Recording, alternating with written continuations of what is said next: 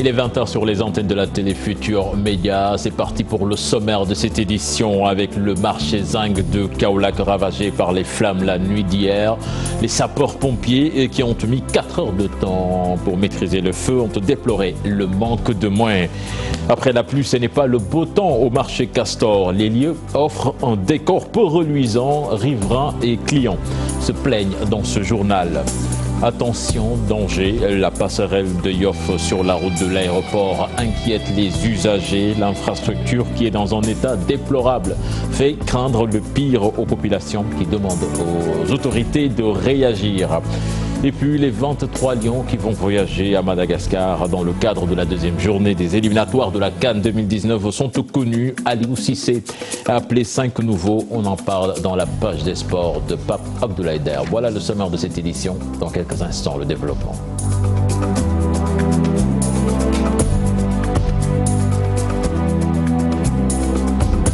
Bienvenue à toutes et à tous. Un incendie d'une rare violence s'est déclaré dans la nuit d'hier au marché zinc de Kaolack. D'importants dégâts matériels ont été enregistrés. Les sapeurs-pompiers ont mis 4 heures de temps avant de maîtriser le feu. Jensen de la brigade des sapeurs-pompiers déplore le manque de moyens. On l'écoute. Il est interrogé par Ibrahim Madiamé et Omar Ndiaye.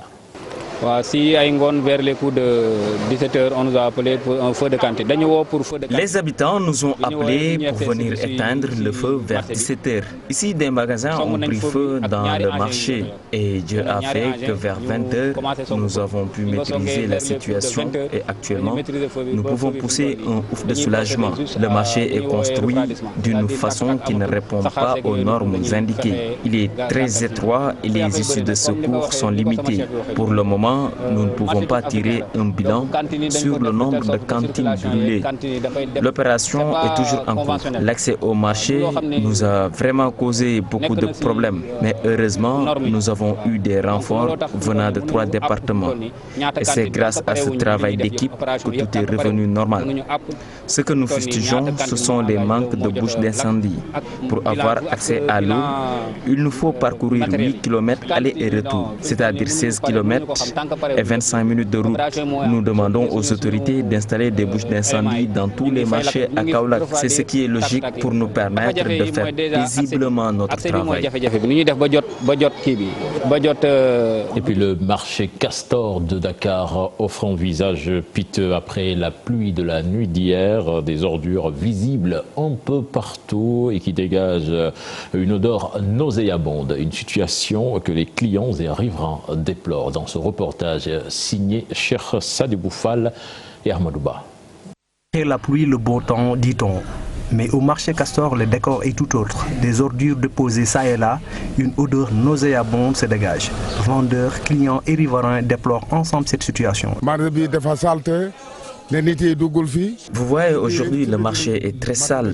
Les gens ne peuvent même pas y accéder. Ils préfèrent rester dehors. Nous ne trouvons pas de clients après la pluie. C'est vraiment sale, comme vous le voyez. On ne peut pas mettre les pieds, on ne peut pas acheter quelque chose, tu vois. Personne n'arrive à vendre parce qu'ils n'ont plus le courage de vendre ici. Chaque hivernage, c'est comme ça. Les eaux stagnantes, ça se passe partout ici. Plus particulièrement le coin du marché, les alentours du marché, tu vois. C'est vraiment dégueulasse. Conséquence, l'accès est difficile. Certains clients décident d'effectuer leur achat à l'entrée de ce lieu de commerce. C'est pas agréable, hein, mais qu'il faut faire. Il faut vivre avec.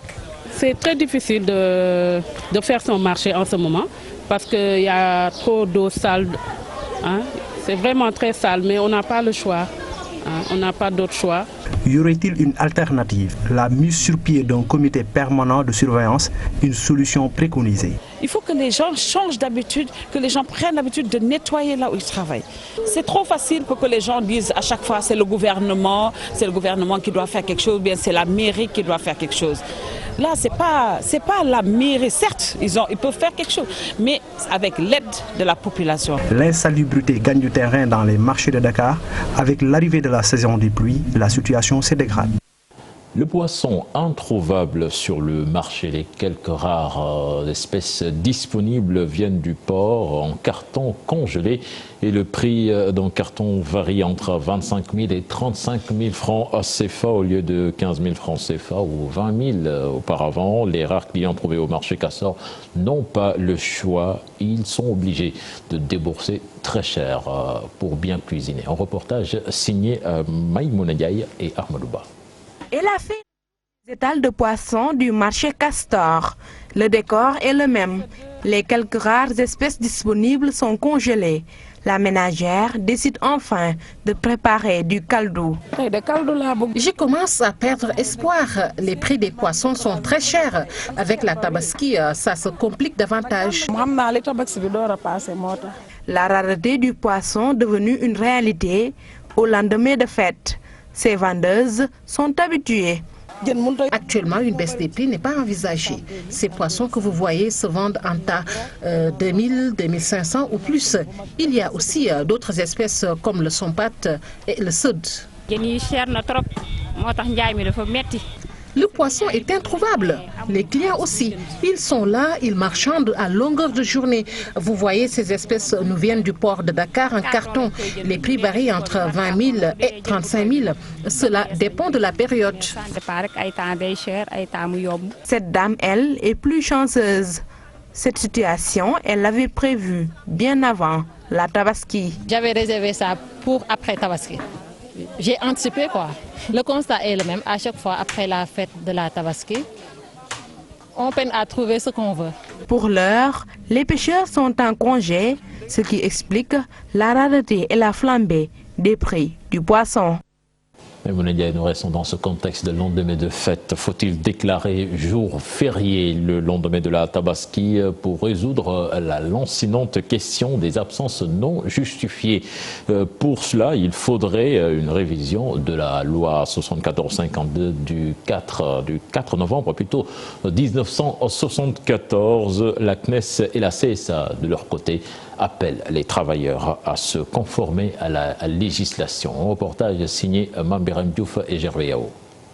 Jeudi 23, vendredi 24 août, lendemain de tabaski, des jours ouvrables, pas de férié donc, mais le constat est tout autre. Ce qu'on remarque, c'est que les lendemains de fête au Sénégal sont déclarés par les travailleurs eux-mêmes fériés et ce n'est pas souvent le cas. Il y a des lendemains de fête qui sont déclarés expressément par la loi fériés. Et c'est les fêtes de Tabaski et de Korité qui, quand ça tombe un dimanche, le lundi est férié. En interne, les gens s'organisent pour justement pouvoir soit donner des permissions, qu'il y ait donc des permissionnaires, ou bien que les gens puissent, par rapport à leur agenda de travail, leur calendrier de travail, puissent rattraper cette journée de perdu dans la semaine ou dans le mois. Ceci est tout à fait possible, mais ça relève de la compétence et du bon vouloir de chaque employeur au niveau de son unité. Est-ce une solution de déclarer jour férié le lendemain de la fête? Je pense que ça va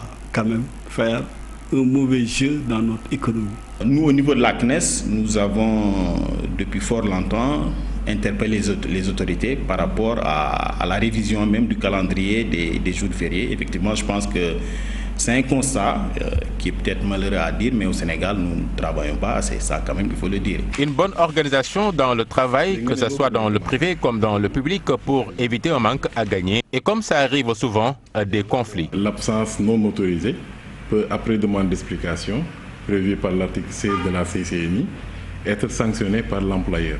Donc pour éviter ces sanctions, le travailleur doit prendre la précaution de demander une autorisation d'absence à son employeur pour que ce jour-là ne fasse pas l'objet d'une sanction ou d'un retrait dans le salaire. Nous, on est très clair avec nos mandats, nos militants. Si les gens font des erreurs quand même, de sécher une journée de travail, quand même, ils sont pas dans le droit, ils sont fautifs. Les travailleurs appelaient donc au respect de leurs obligations, évitant du coup les abus sur les heures de travail. Après la fête de la Tabaski, le transport à Dakar est au ralenti. La majeure partie des conducteurs de bus sont hors de Dakar. Par contre, les populations présentes dans la capitale sénégalaise se réjouissent de la fluidité du trafic. Un reportage signé Aïssatou Paye et Pape Sangoné Baye. Omar Silla, conducteur de bus, ligne 31, Pikine-Texaco. Ce chauffeur se ronge les pouces. Les passagers se font attendre. La circulation n'est point dense, mais tout marche au ralenti. La plupart des chauffeurs sont allés fêter la Tabaski au village. L'autre chose, c'est que le nombre de bus a diminué. Nous roulons avec 8 bus, donc l'attente s'explique. La rotation ne se fait pas normalement, vu le nombre de bus Tata. Côté client, la dame Astouba ne se plaint pas de la situation, de même que le vieux Diallo. Je n'ai rencontré aucun problème en venant ici. J'ai quitté Fasmbaou tout à l'heure. J'étais parti à l'hôpital et là, je rentre. Aucun souci.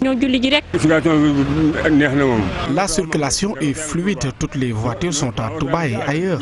Ce serait cool que Dakar soit aussi aéré tous les jours. Pour ce chauffeur, les affaires vont quand même mal. Les clients, j'en vois rarement. Là, on essaye de colmater par-ci et par-là. On se contente du peu que l'on a. La seule chose positive, c'est que nous circulons normalement. Dakar, ville déserte. Dakar, ville fantôme après la Tabaski. Mais Dakar, ville sale, les détritus jonchent aussi toutes les routes. Je vous l'annonçais dans les titres de cette édition, la passerelle qui se trouve entre Ouest Foire et Nord Foire sur la route de l'aéroport Léopold Sédar Senghor présente un danger réel pour le public. En effet, les usagers ont peur pour leur sécurité et veulent une réparation rapide de cette infrastructure avant que l'irréparable ne se produise. Un reportage signé sur place Ali Gungay et Diafaraba. Une passerelle qui menace de s'effondrer. Une grande fissure qui la rend fragile. Les usagers s'inquiètent pour leur sécurité. C'est dangereux. D'un moment à l'autre, ça peut tomber. Voilà. Donc, c'est un danger public. Il faut réparer ça le plus rapidement possible. Il n'y a plus de sécurité. Cette passerelle est réellement endommagée. Les gens sont obligés de la contourner. Il faut l'éviter, mais surtout y prêter attention. Certains prennent des risques car n'ayant pas le choix. J'ai constaté des fissures dès l'instant que j'ai emprunté la passerelle. Cela constitue un grand danger pour les populations. J'interpelle les autorités. Cette passerelle doit être refaite. Ces usagers préconisent une réhabilitation rapide pour éviter un drame. C'est le pont, il y a les gens qui passent par là. Donc ouais, voilà. Et puis il y a les voitures qui passent en bas aussi. Bon, c'est un danger si on ne répare pas ça. Construites pour soulager les populations mais également éviter les accidents routiers, ces passerelles constituent parfois de réels dangers publics. Et puis nos routes de plus en plus dangereuses, pratiquement toutes les glissières de sécurité ne sont plus opérationnelles, ce qui est à l'origine de plusieurs accidents de la circulation. À cela s'ajoute l'indiscipline des usagers de la route. Pape Faragning et Mardia ont fait le constat dans ce reportage. Les images parlent d'elles-mêmes, un véritable danger public.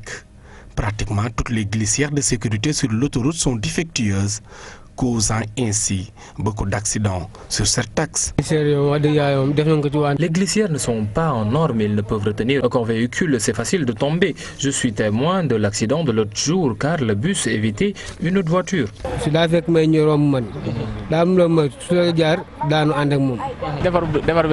Les glissières ne sont pas de qualité et c'est pour cela les chauffeurs ont aussi une part de responsabilité. L'indiscipline et l'intolérance de certains automobilistes décriés. J'incombe la responsabilité aux chauffeurs.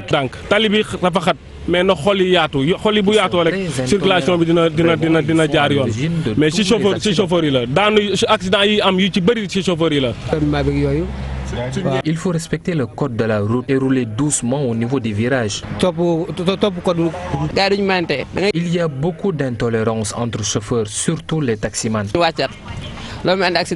Après les accidents, la réparation fait défaut. Les grosses pierres qui font office de rempart font plus de mal que du bien. Il faut nécessairement installer des glissières de qualité pour éviter les accidents.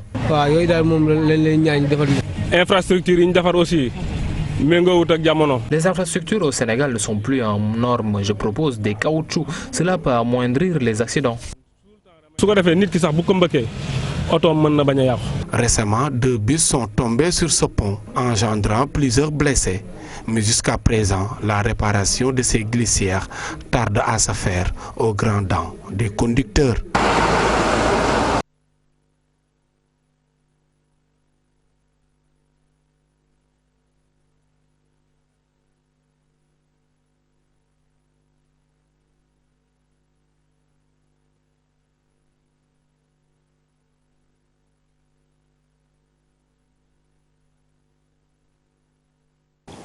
Et puis pèlerinage au lieu-sang de la chrétienté, 350 pèlerins sont attendus à Rome. Le pouvoir public dit avoir mis les moyens pour qu'ils voyagent dans d'excellentes conditions. Nos reporters Mouloufal et Tierno Laurent Mendy étaient à l'AIBD pour leur départ. 350 pèlerins convoyés à Rome et en Israël. Ils ont pris l'engagement de prier pour un Sénégal de paix, mais surtout émergent. Nous voulons nous engager en retour, après tout ce que notre pays a accompli pour nous, nous engager à porter toutes les intentions de notre pays, pour les porter à Dieu dans nos différentes célébrations. C'est ainsi que nous nous engageons à prier pour notre pays. Un voyage minutieusement préparé pour matérialiser les recommandations du chef de l'État. Nous avons reçu de M. le Président de la République Macky Sall 3 recommandations fortes. La première recommandation, c'est de veiller à la bonne préparation du pèlerinage au lieu saint. Je puis dire que sur ce plan, avec l'équipe qui vous entoure et le travail que nous avons fait au niveau des différents ministères et particulièrement au niveau du ministère des Affaires étrangères, je pense que le pari est tenu sur ce plan. Des efforts salués par les pèlerins. Je suis personnellement témoin des diligences et de toutes les facilités que les pouvoirs publics de notre pays nous ont accordées durant toute la préparation de cette édition, pour que tout se passe bien. L'État a tenu à rassurer les pèlerins sénégalais. Ils seront en sécurité partout où ils se rendront, selon le ministre des Affaires étrangères et des Sénégalais de l'extérieur. Ah oui, c'est bien fait. Vous avez vu ? Parlons politique à présent. C'est connu, la grande nouveauté de l'élection présidentielle, c'est le parrainage. Et des Sénégalais rencontrés exigent des candidats un programme de qualité avant de parrainer qui que ce soit. On les écoute dans ce reportage signé Pape Faraning et Ablaye Diallo. Une justice équitable, une éducation de qualité et une santé pour tous. Autant de conditions posées par certains Sénégalais avant de parrainer un candidat à la présidentielle. Je pense que le fait que je puisse parrainer quelqu'un dépendra aussi fortement de son bilan, en fait, de son programme d'action, aussi bien sur le plan sanitaire et surtout sur l'éducation. Parce que ce sont plus ou moins les principaux axes sur lesquels il faut qu'on puisse, voilà, et surtout la justice, effectivement. Parce que la justice doit surtout être indépendante. On doit surtout séparer en fait la justice plus ou moins de ce que nous voyons actuellement. Notre candidat est celui qui met l'accent sur la santé et l'éducation. La justice également, à mon avis, doit être renforcée dans ce pays. Nos interlocuteurs comptent mener la sensibilisation auprès de leurs proches. Oui, c'est déjà convaincre quelques personnes. Ils sont avec moi.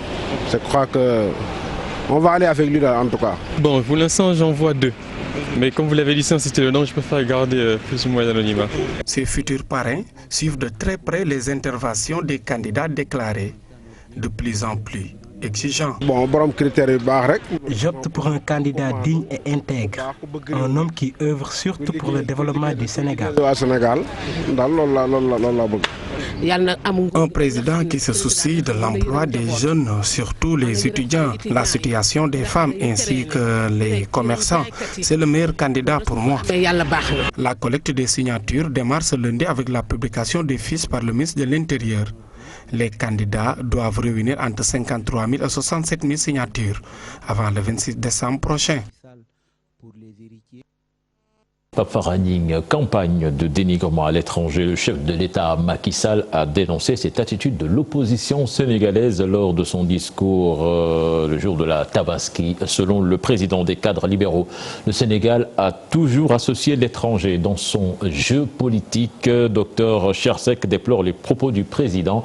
Pour Zahra Iyane Thiam de la mouvance présidentielle, l'opposition doit être cohérente dans sa démarche. Un sujet signé Al-Hassan Ba et Gervais Yao.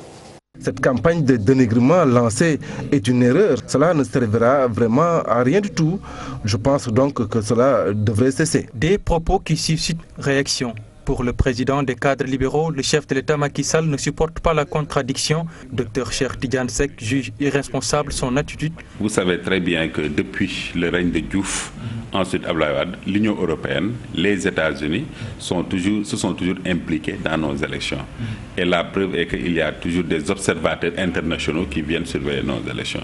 Donc je crois qu'il est normal, et c'est encore une fois une tradition, qu'on les saisisse par rapport aux menaces qui pèsent sur la stabilité. La réponse ne s'est pas fait attendre. Pour Zahra Iyane Thiam, la démarche de l'opposition est incohérente. On ne peut pas vouloir une chose et son contraire. Moi, si je vais dans la logique de l'opposition qui crie sur tous les toits que nos biens nationaux sont vilipendés, nous avons tout octroyé à l'étranger, en l'occurrence la France, en l'occurrence les Chinois ou d'autres nationalités, et que cette même opposition aille se plaindre au niveau de l'étranger, je veux dire, il faut être cohérent avec une démarche. Il ne reste qu'à aller à l'élection présidentielle selon le président Macky Sall, mais la polémique s'est déjà installée. L'opposition crie son désaccord sur la démarche du chef de l'État. Et c'est pourquoi, pour ne pas déstabiliser le pays, pour ne pas créer des lendemains incertains, que nous saisissons aussi bien la communauté nationale, lui il a parlé de la communauté internationale, ce qui veut dire qu'il ne prend pas au sérieux la communauté nationale, et ça se voit. Et c'est ça qui amène tous ces dangers-là dans ce pays. Nous allons nous battre avec les moyens que nous avons. Il n'est pas question que ces élections se déroulent dans ces conditions. Je crois que l'opposition devrait être cohérente avec elle-même, revenir au niveau de la table de dialogue pour discuter des questions qui l'interpellent directement. Mais comme le président...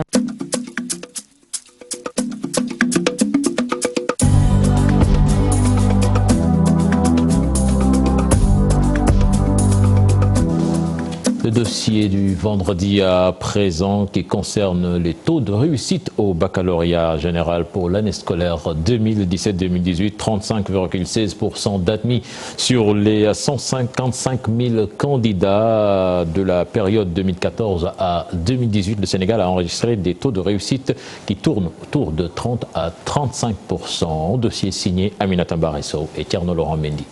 Sur ce tableau, le classement des taux de réussite enregistrés au baccalauréat général ces 5 dernières années. Une première lecture, différentes interprétations. En ce qui concerne le bac, nous constaterons une hausse de 3,2 points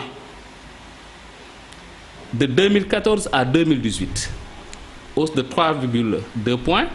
De 2016 à 2017, il y a une chute de 5,1 points. Là, il est intéressant de s'arrêter parce que en 2017, disons que nous avons connu une année sans perturbation. Et pourtant, les résultats ont chuté. De 2017 à 2018, nous avons constaté une hausse de 3,4 points. Aujourd'hui, si nous intervertissons, n'est-ce pas, les chiffres, on se retrouve à 65 ou 64, quelque chose. Donc, les élèves, les élèves qui sont laissés en rade, qui ont échoué, vous voyez tout de suite que c'est un taux très élevé. Dans ce cas de figure, il faut voir déjà une double lecture. Il y a le faible taux d'admis d'office, ceux qui sont admis au premier tour. Il y a toujours un faible taux, c'est-à-dire ceux qui sont assez bons. Donc on voit souvent qu'en fait, on revoit beaucoup d'admissibilité, ceux qui reviennent au second tour. Et là, ça va se poser plus tard maintenant sur les performances. Des taux qui tournent autour des 30 et 35%, faibles ou acceptables, difficile de donner une appréciation objective du fait de l'absence de certains critères dans l'évaluation des élèves. On est dans une dynamique de contre-performance. Regardez les derniers résultats. Dans certains pays, le bac, ça tourne autour de 80-90%. 60%, parce que je rappelle qu'en fait, le bac, c'est le premier diplôme de l'enseignement supérieur. Quand quelqu'un a le bac, il intègre la sphère des étudiants. Et le Sénégal, selon les critères définis par l'UNESCO, on est à 1 ou 2% de ce qu'on devait avoir comme étudiant.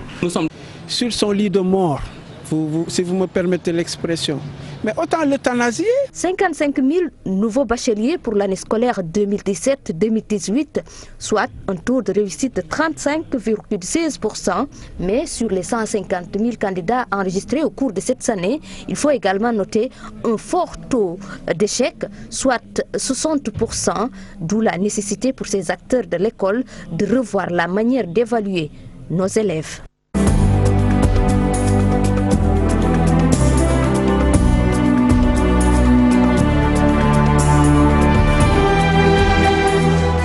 Abdoulaye Haider, bonsoir. Bonsoir, cher Tidiane Diao. La page des sports que nous démarrons avec du football. Aliou Cissé qui a publié une liste de 23 joueurs pour affronter Madagascar et 7 mondialistes sortent de la tanière. Et parmi les arrivés, nous avons Edouard Mendy, gardien de Reims.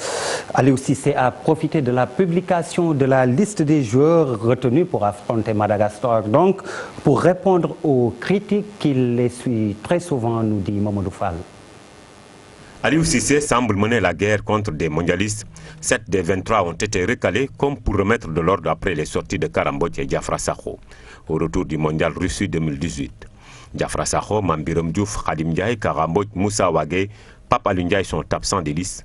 Le coach a préféré des jeunes joueurs à leur place. 23 joueurs parce que tout simplement il était important de garder, c'est vrai, l'ossature de l'équipe qui était partie à la Coupe du Monde, mais d'éjecter aussi de jeunes joueurs, de nouveaux joueurs. Donc depuis 3 ans et demi, aujourd'hui nous avons de plus en plus de certitudes. Aujourd'hui on a un réservoir vraiment intéressant de jeunes joueurs qui ont la connaissance aujourd'hui du football africain parce qu'ils ont gravité, ils ont progressé dans les petites catégories. Donc il en fait partie. Sidi Sarr aujourd'hui est là, il fait partie de ces garçons-là aussi. Bien sûr qu'il y a des garçons comme Lou Diagne qui est différent. Pour le coach, l'objectif est la qualification. Toute l'équipe doit se concentrer.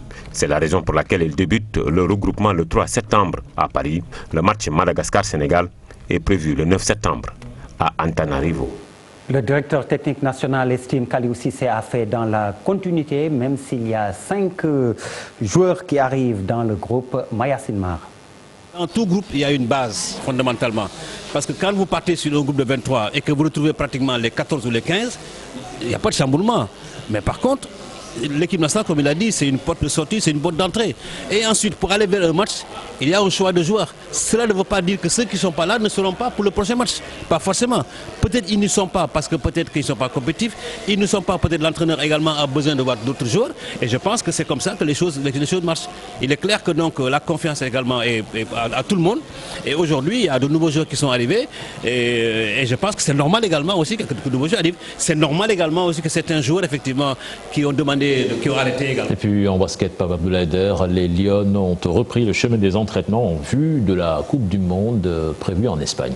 En Espagne, au mois de septembre prochain, les Lions mettent l'accent sur le travail physique avec les 3 dernières joueuses présélectionnées qui ont rejoint la tanière. Le reportage est signé Chersa Diboudjara. Tir, dribble, révision de système et surtout beaucoup de travail physique. La séance de reprise des Lions du basket n'était pas du tout repos. Le thème d'aujourd'hui, c'était le travail physique sur le plan aérobique parce qu'on est resté 2 jours sans entraîner, donc il fallait revenir sur le plan physique. Mais c'était basé surtout sur l'endurance spécifique. On avait 3 arrivées. Il fallait mettre dès maintenant à jour par rapport aux structures offensives mises en place. Pour ça, on a fait des répétitions pour leur permettre de comprendre les structures offensives quand même. Les 19 Lions présélectionnés ont toutes participé à l'entraînement.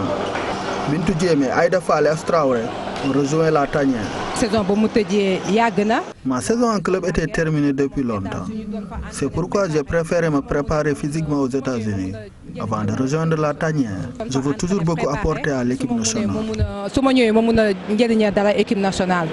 À quelques semaines du mondial espagnol, les Lions se préparent à y faire bonne figure. Nous rêvons d'aller au deuxième tour en Espagne. Nous travaillons beaucoup pour cela. Et l'expérience de notre coach, qui avait réussi la prouesse avec les Lions, nous donne confiance. Ce ne sera pas facile, mais nous croyons à nos capacités. Parce que Coupe du Monde à Coupe d'Afrique, Afrique, ça n'a rien à voir, mais nous comme le stage de préparation de l'équipe nationale féminine de basket va se dérouler jusqu'en début septembre à Dakar. Après, c'est en France qu'elle va se poursuivre. Voilà, cher Tidiane Diaw, c'était tout pour les sports. Merci Papa Abdoulaye. C'est également la fin de cette édition. Prochain rendez-vous pour l'information. Ce sera à 0h avec le tout en images. Excellente suite de programme en compagnie de la Télé Futurs Médias. Au revoir.